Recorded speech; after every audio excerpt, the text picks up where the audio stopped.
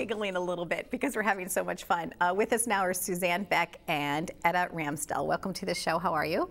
We're well, thank you. And you're with the group that helps supports Crohn's and colitis research. Yes, you could say colons are us. Oh, there you go. It's the Crohn's and Colitis Foundation of America, and we are the Long Island chapter. And how long have you been with them?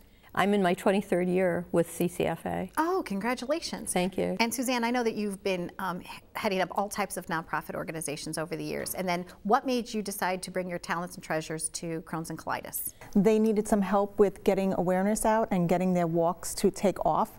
And it was a perfect fit because that was my background. And it's Take Steps, right? It's Take Steps, and we have 2 walks on Long Island. Okay. One is on Sunday, June 9th in Massapequa. And the other one is at Stony Brook University, and that's on October 6th. What makes her so good at what she does, Edda? What makes Suzanne a great fit for your team? Well, number one, she likes what she does. Okay. She really has a good time doing it, and she's really a very compelling person. When you listen to her, you know you're listening to someone with authority, with knowledge, with humor, great humor, and with great compassion. So it works. It works beautifully. Great. That was really You're nice. welcome. Thank you very much. Well, like, you know, since you've been there so long, like you see people that are, I always say that there's people that serve on a board and there's people that sit on a board.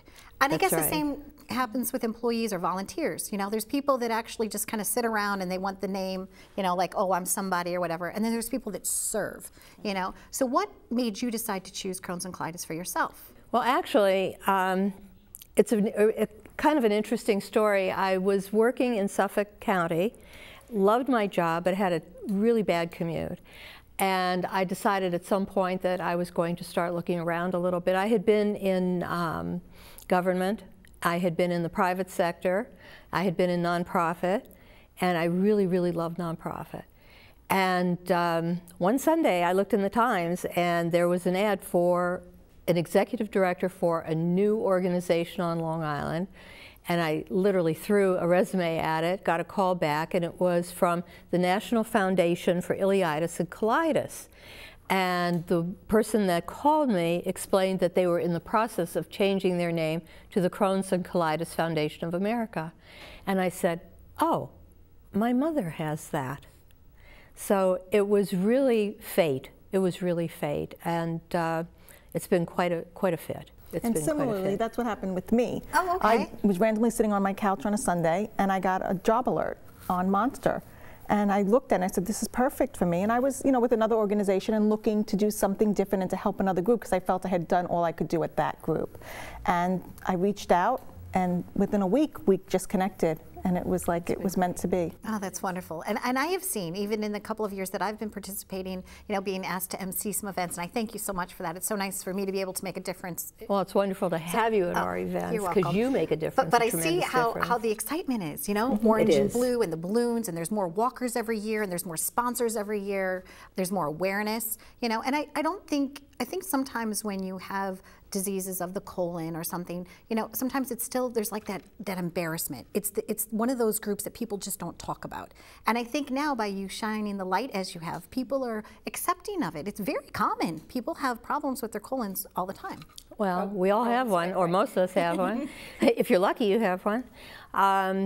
When I started at the Crohn's and Colitis Foundation, I would get calls that would say, my son or my daughter has been diagnosed with Crohn's disease and I need to have questions answered, but I'm going to ask you, please don't ever tell anyone, because who would want to hire them or who would want to marry them?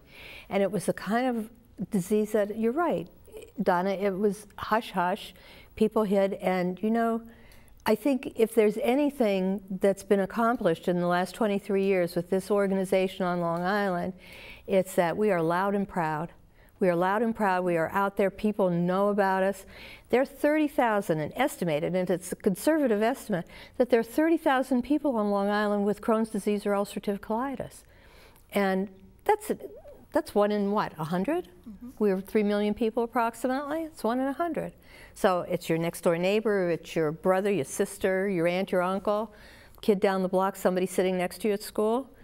It's very prevalent, very prevalent. And people that don't even have a connection, I see them out walking as well, because people like to walk. People want to be healthier now. You know, have you noticed that? It's like, I'll be like, oh, do you have a sibling? Do you have a sister? Do you have a relative? They're like, oh no, we're just like, it's a fun walk. We're going to go walk.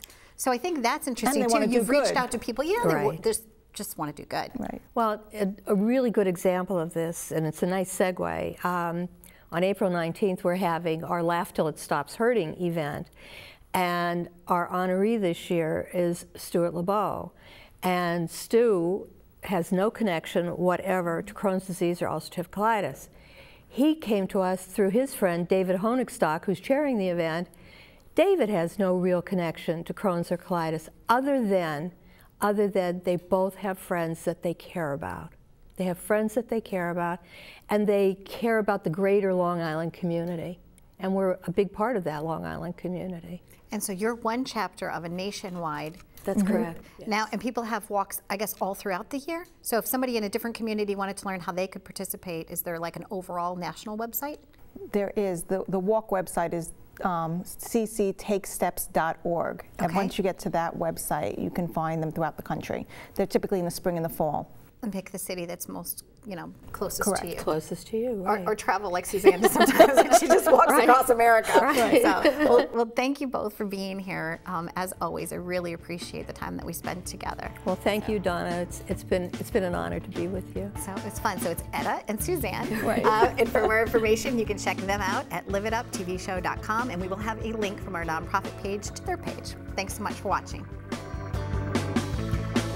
Yay! That was funny. Great, that was good. No.